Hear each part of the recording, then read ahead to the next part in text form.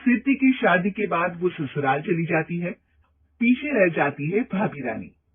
सिद्धि के ससुराल जाते ही भाभी कहती है, अरे वाह जी वाह, सारे कपड़े मेरे। हाय रे पैंट, अरे वाह वाह, मजा आ जाएगा।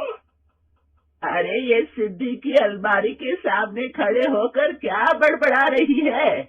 जाकर देख मेहमानों को विदाई की मिठाई मिली कि नहीं।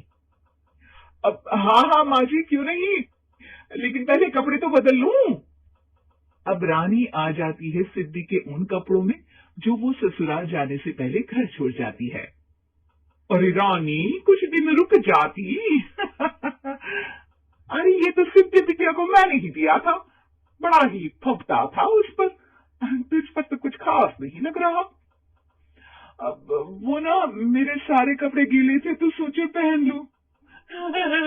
वैसे भी सिद्धि को कौन सा भी पुराने आउटडेटेड कपड़ों को पहनना है। वैसे भी ये सूट तो मैंने तभी पहना था, वैसे खास है भी नहीं ये।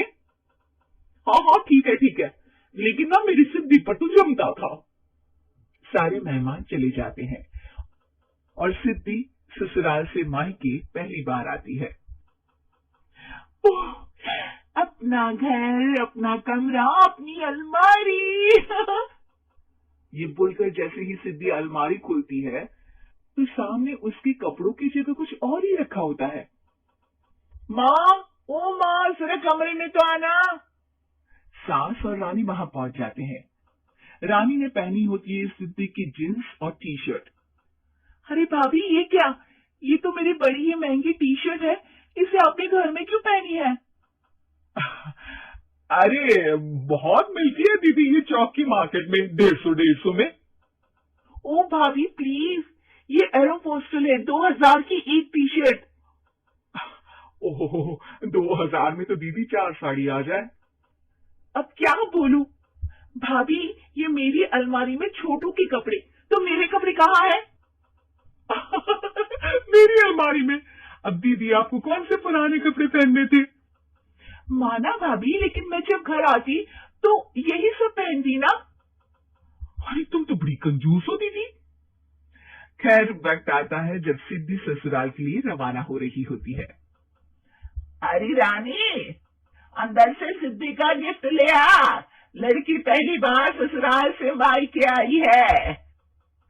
रानी अंदर जाती है और एक सिंपल सी साड़ी लेकर बाहर आ जाती है। ये लीजिए माँ जी। सास बेटी को गिफ्ट देकर ससुराल भेजती है। अगले दिन रानी एक सुंदर सी साड़ी पहनकर सामने आती है। अरे रानी, ये तो वो साड़ी है जो मैंने सिद्धि को देने के लिए दी थी जब वो ससुराल ले जाती, लेकिन ये तूने कैसे पहन ली?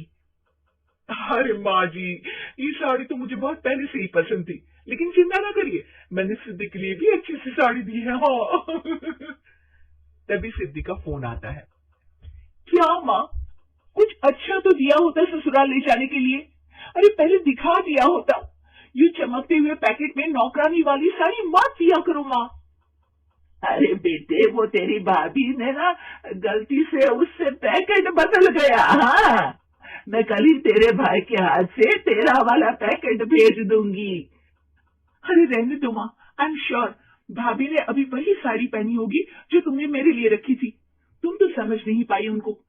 खैर छोड़ो, मैं ज्यादा बोलती अच्छी नहीं लगती, रहने दो, आपको उन्हीं के साथ रहना है, फिर बात करेंगे।